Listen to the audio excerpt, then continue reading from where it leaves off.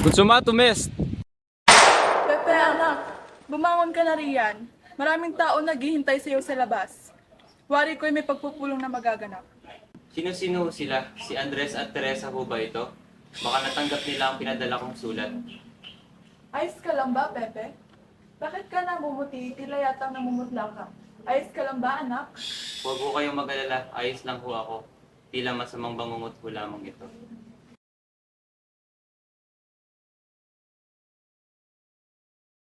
Pepe, anak, hindi ka ba natatakot na ikaw ang pinagdidiskitahan ng mga Espanyol? Dahil sa mga isinulat mong libro laban sa kanila. Ako'y nag-aalala lamang para sa iyong kapahanan. Lalo na't mistulang sinusundan nila ang bawat galaw mo, lalo na umuwi ka na dito sa Pilipinas. Nakangamba rin naman ako kanya. Hindi ko kaya natiktahan ako ng takot ko laban sa pagnanais kong kalayaan. Nauunawaan ko, anak. Ngunit bilang iyong ina, ako'y nangangamba lamang, baka ay ano pa ang gawin nila sa'yo. O sige, o mas, malala pa ay kilitin ka nila. Kumasagi rin naman sa diwa ko yan nila. Ngunit hindi ko haya na makita ang mga kababayan Pilipino na naghihirap sa ilalim ng mga Espanyol.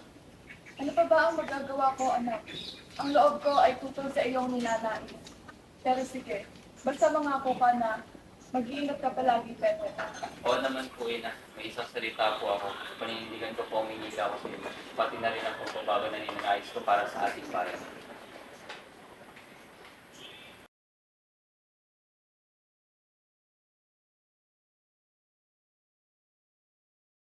Dr. Rizal, you are charged with rebellion, sedition, and conspiracy. How do you plead? I plead that guilty, Your Honor. Contriemos con el quisco. Fiscalías, por favor, presentes sus pruebas. Ladies and gentlemen of the court, los escritos del Dr. Rizal fatal y sa rebenta, incitaron a la rebelión. Sus palabras incitaron la chispa que ha llevado a esta discusión. Your Honor, my writings were called for a report but not rebellion. Ellos estaban decididos a instaurar la eliminación, no la violencia. Not my intention to spread violence. Sí, contenían ideas subversivas y críticas a nuestro gobierno. Greetings should be welcome in any enlightened society. Your Honor, it's the path to progress. The doctor has running this following government. Yes, they showed us the injustice suffered under Spanish rule and gave us hope for a better future. Your Honor, I cannot control how people interpret my words, but they never had a place for violence. Hindi ko mawari kung bakit ganitong pagkakasabi na aking mga kapwa Pilipino. Ang nais ko lamang naman ay mulatin ang mga matang walang kamunguang sa pangyayari sa aking mahal na bansa upang sila ay maging handa. So kahit anong oras pusa ko ng posibleng pwedeng makaya, ang katotohanan ay marapat lamang ibunyag at ipaalam sa mga Pilipino. At sa mundo'y wala ritong masama dahil katotohanan at kalinisan lamang ang aking intensyon.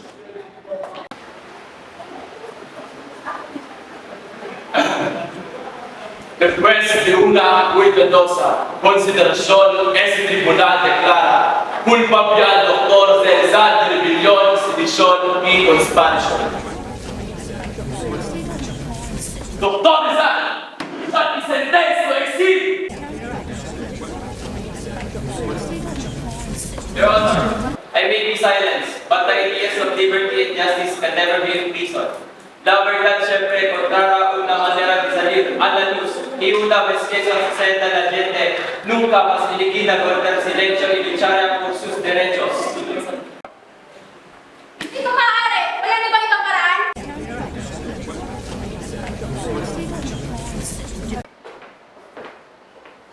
Buenos dias. Natanggap ko na ang naging hatol korte patungkol sa iyong pasang nagdulot ng pag-aalsa at revolusyon na lubhang itinagalit ng Espanya.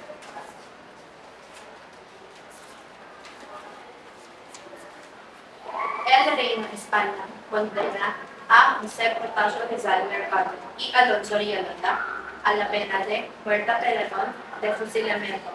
Sa madaling salita, kaibigan, kinabukasan ng alas 7, sa pagkakaroon na ng tuldok ang iyong pamihira mula sa mahabang pag-uusig na ginawa sa iyo. Awang hanggang dito na nga lamang talaga. Ngunit ni Isay wala akong pinagsisisihan. Ako'y nagagalak na ako'y naging isang susi upang mapukaw ang natutulog na nasyonalismo sa puso at isip ng ating mga kababayan. Ako'y puno ng pagtangis dahil wala akong nagawa kahit pa paano. Huwag mo na alalahanin yun. Ako'y lubos na nagpapasalamat pa rin sa iyo kahit na ganito ang aking sasabihin.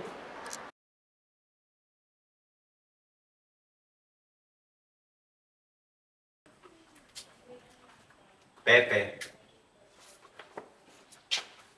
Buenos días. ¿Cómo está, Pepe? Ako'y nalulungkot, ngunit ito'y napawin nung dumating kay ni Padre Luis. Padre, siya nga pala, niyo po bang dala ang imaheng Sagradong Corazon de Jesus? Narito, sinigurado ko talagang hindi ko makakaligtaan dahil isa ito marahil sa pinakamahalaga mong alaala nung ikay nasa Ateneo pa. Siya ang tunay, Padre. Naalala ko po ang masasaya at mga kasawiang naranasan ko kasama ang aking mga kamag-aral at ang mga kaibigan. Kahit na ganito pa man ang iyong sinapit, ako'y lubos na nagagalak na ikay aking nakilala.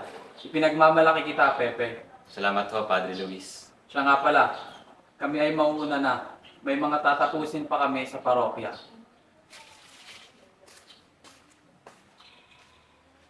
May kwento para sa akin ng kaibigan ko na nakulong ka daw sa mahigit 2 buwan nang nasa Madrid ka pa at ngayon hahatulan ka ng kamatayan. Hindi mo na ba talaga babawin mo yung mga nilahad? Baka magbago pang isip ng korte. Tinatanggap ko na kung ano man ang kahihinat na ng ginagawa ko. Ngunit kahit isang pagsisisi ay hindi ko nadarama. Pepe, pupunta nga rin pala si Luis Andrade kasamang kanyang konseho ng mga abogado. Ay, narito na nga pala sila. Kapitan, magandang araw po. Magandang araw din sa iyo, Pepe. Kamusta? Ito ho, kaharapin na ho si kamatayan bukas ng umaga. Pasensya ka na to, man lang kami nagawa para mabawasan ang resistensya sa iyo ng korte. Wala po yun. Nakita ko naman pong sinubukan niyo po ang inyong mga kaya upang depensahan ako sa korte. Ngunit sadyang hindi lang talaga sumakayon sa akin ang panahon na tadhana. Hindi ko alam kung kaya pa ba namin baguhin ang desisyon ng korte pero susubukan pa rin namin ha. Naiintindihan ko, himala na lamang mula sa may kapal, kung meron man, ang makapagpabago sa kanilang buko.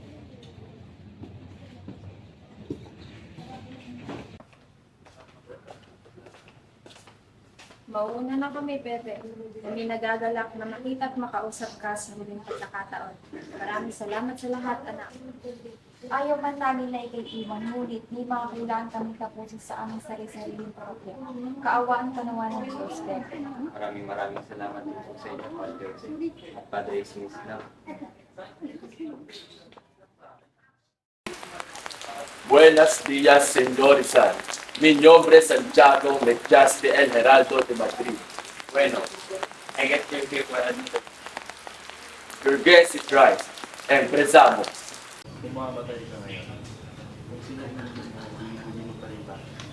Oo, ibigin mo pa.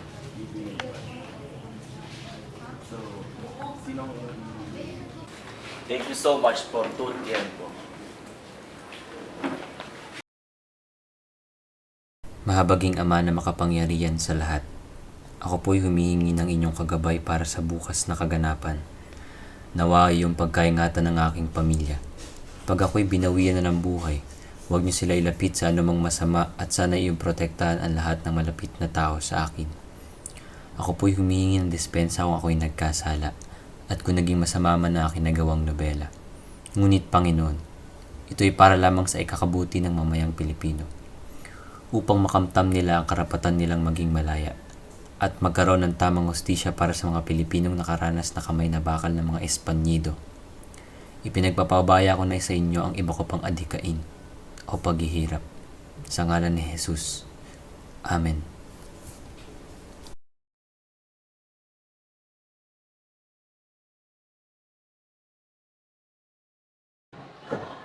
Rizal, ikaw ang maganda dahil sa loob ng 1 minuto ay ikaw ay aming dadakpin at dadalhin sa lugar kung saan magaganap ang paghatol sa iyo.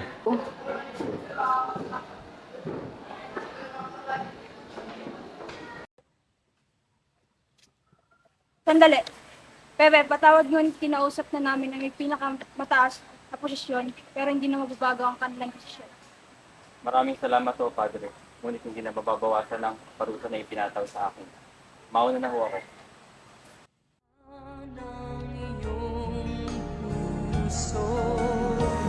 Anak!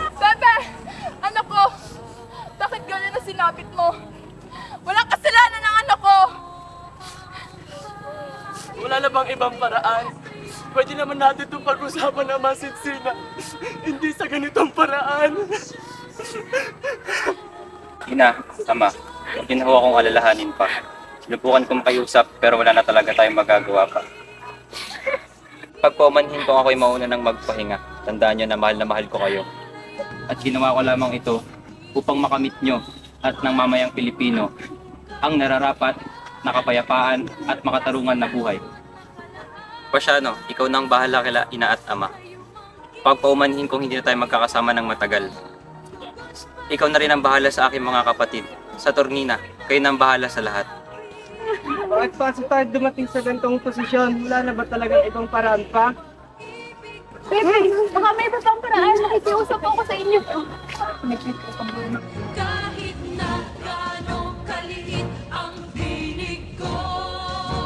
Jose Protasio Mercado y Rizal Realonda, estar acusados de rebelión, sedición y conspiración contra la corona de España.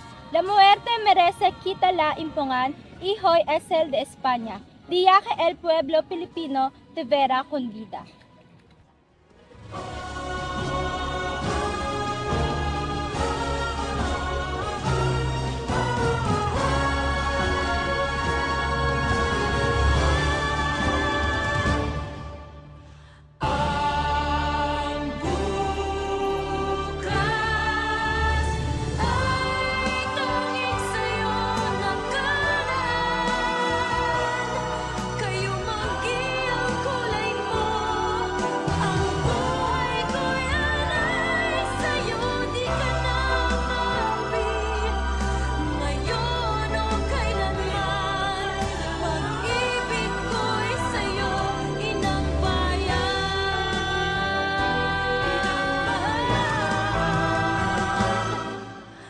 Preparado!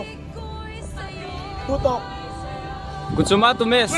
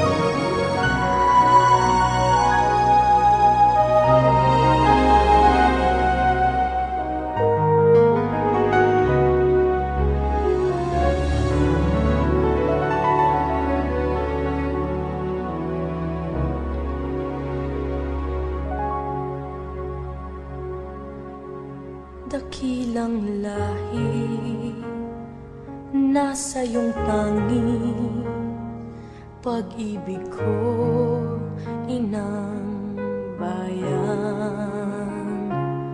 Isinumpa ko, o Pilipino.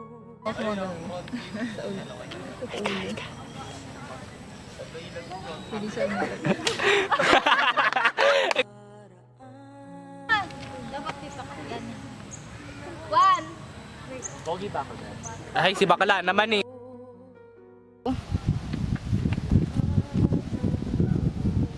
Na, ulit. Baka ano pa ang gawin mo? Sige, o mas. Malala pa ay pilipitan mo.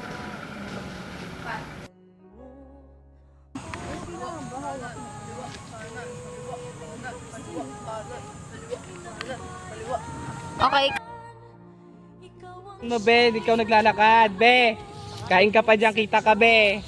Bilis! Naambon na oh. 1, 2, 3, go.